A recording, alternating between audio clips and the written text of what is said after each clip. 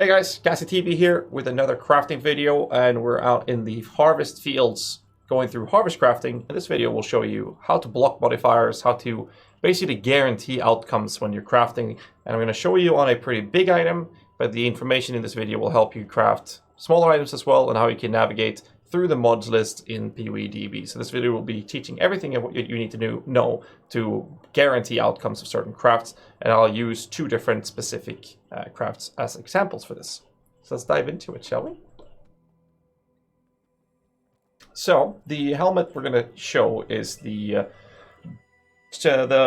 the Fire BV helmet that is using a Blade Vortex Duration helmet, and it has a high life roll with a high strength roll, chaos resistance because that's very desirable for that build. But the main mods we're looking for is maximum power charges, as well as nearby enemies have minus fire resistance, as well as the unleash. So basically the first thing you want to do when you're crafting things like this is that you look at the item base. In my case it's a helmet with armor and energy shield. Upon which I will go to PoEDB mods and then look for armor, helmets, and then change to the intelligence and strength, which I'm already in strength int here. So this is the mod list for helmets.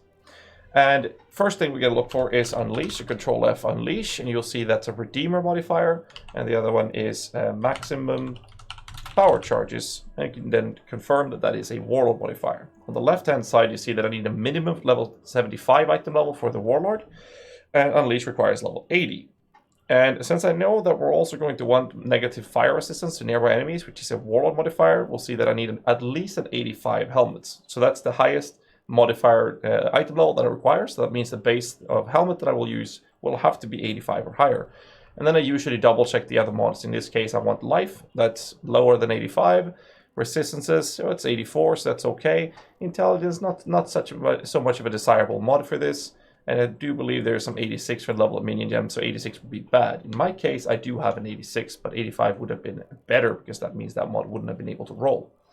So this specific helmet is very, very specific on the mods, and that's what we're going to show you in crafts. I will have another lower budget option as an example, but the information provided in this video will help you navigate through this for any item, everything from 1 chaos shit tier items to big items like this. So basically, when it comes to bigger items like this, where it's just very specific, the easiest way to do this is to use an Awakener Orb, which transfers the influence of one item into the other, and it will also take one of the influence modifiers on the item. If there's multiple, it will only take one of them, so make sure it's only the one you want, and transfer that over to the other item, which can also have one of the modifiers from that influence pool to guarantee certain modifiers.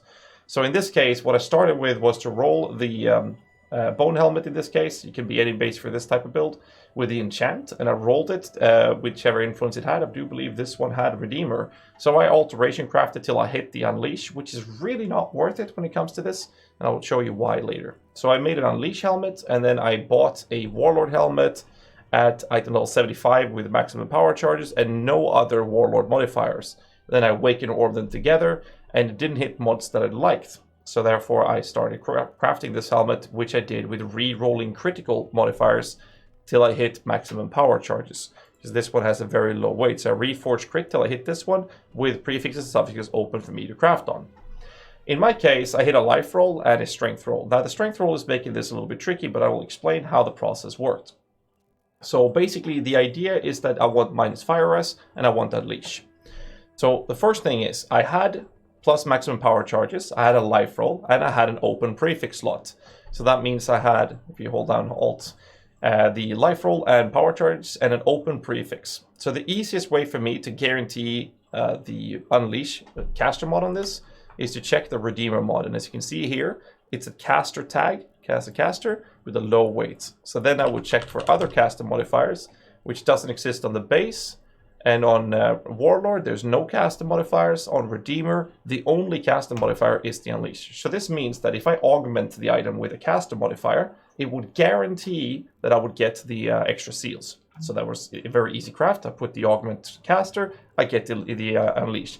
So therefore, I would have a helmet with power charges, Unleash, and life.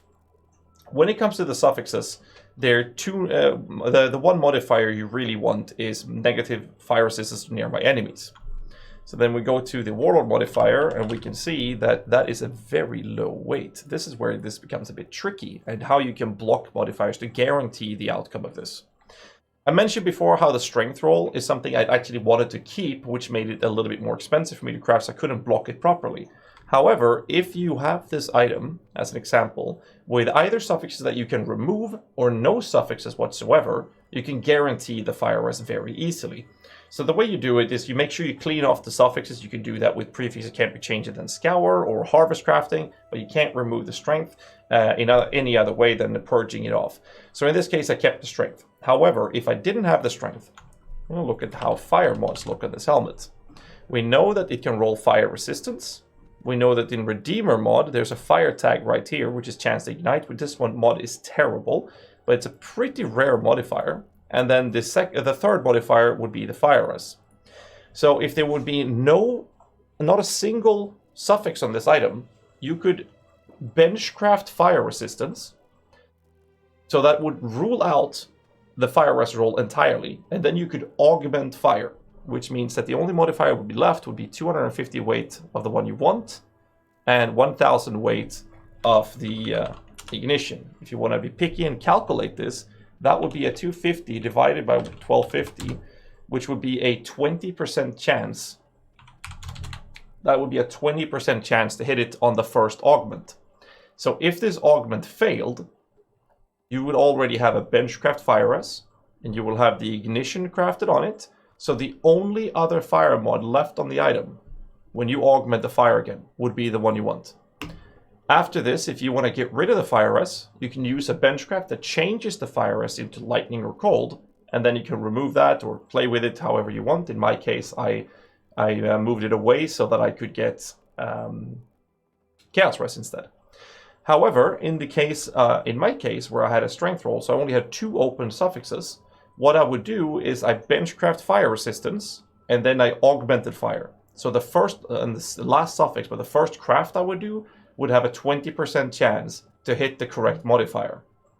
Now after this, because I failed, obviously, so it hit the ignition. After this, I would have a benchcrafted fire resistance with the ignition. So that's 2 fire resistance.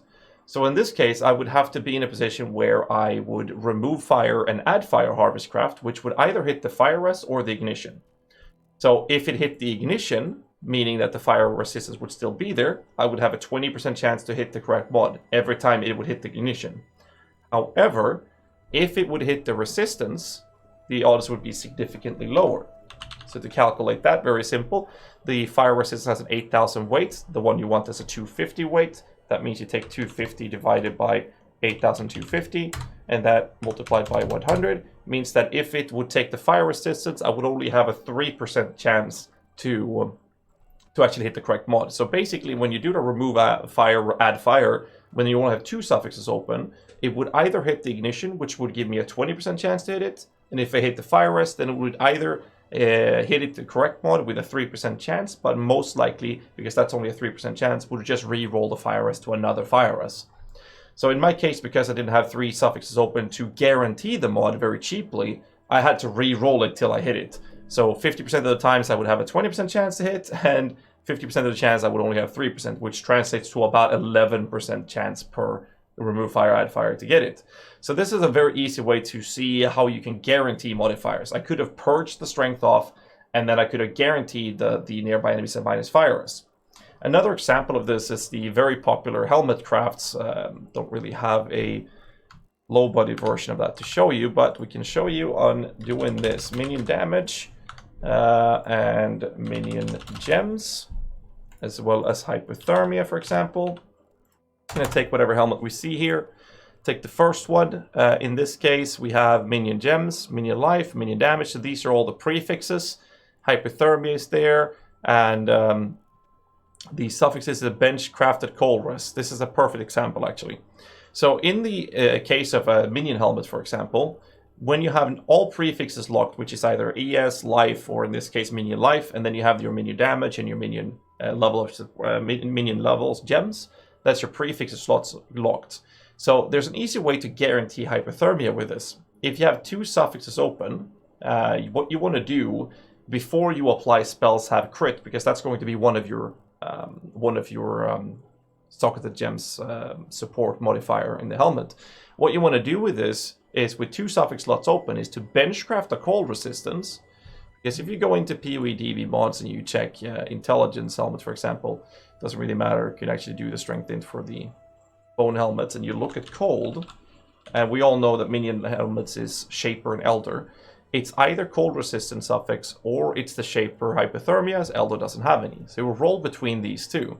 So with a 2 suffix slot open, if you benchcraft cold resistant and then augment cold, the only modifier available that can roll would be hypothermia. So you can guarantee hypothermia that way by having 2 suffix slots open. And once you put the hypothermia on, you can then remove your benchcraft, and then you can augment the caster mod. And the only caster mod would then be the socketed spells have crit.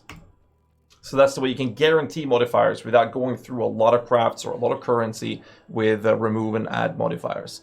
However, if you want to have a higher level of hypothermia, the only way to do this or guarantee that in a cheap way, if you have 2 suffix slots open, is again to benchcraft the cold resistance, augment cold, and if you don't get the desired level of hypothermia, you remove the benchcraft, and then remove the cold craft, then reapply the benchcraft, and then re-aug cold. And you rinse and repeat that process till you get the desired level of hypothermia, and then you remove the benchcraft to cold res, augment with caster. If it fails, remove add caster, because that's the only mod till you get the desired level. So that's how you can easily get level 20 hypothermia with +3 crit, for example.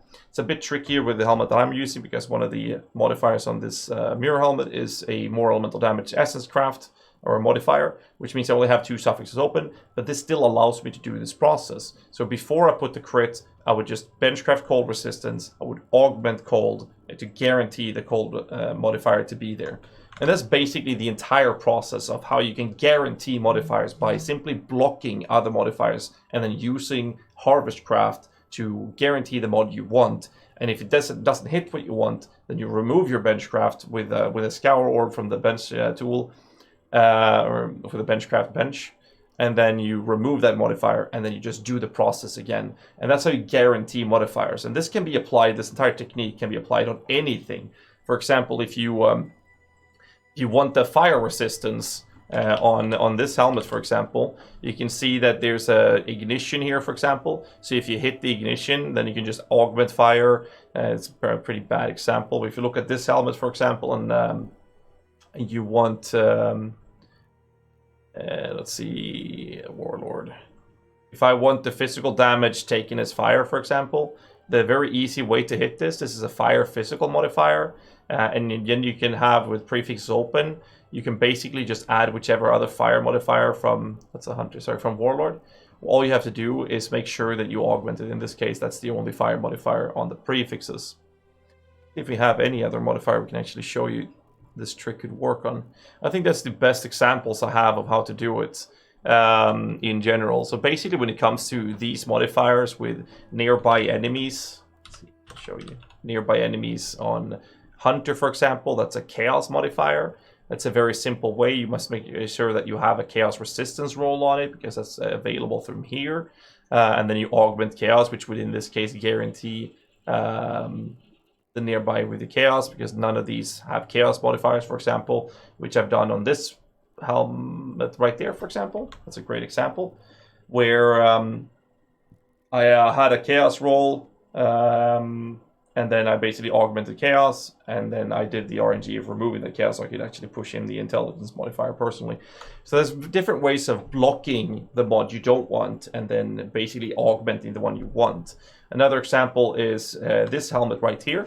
This helmet has a lightning resistance, and if we then look at the Crusader and go for lightning, the only lightning suffixes is a lightning res, and then Crusader is the nearby. So in this case, I actually did double augment because I wanted a lightning res out of this.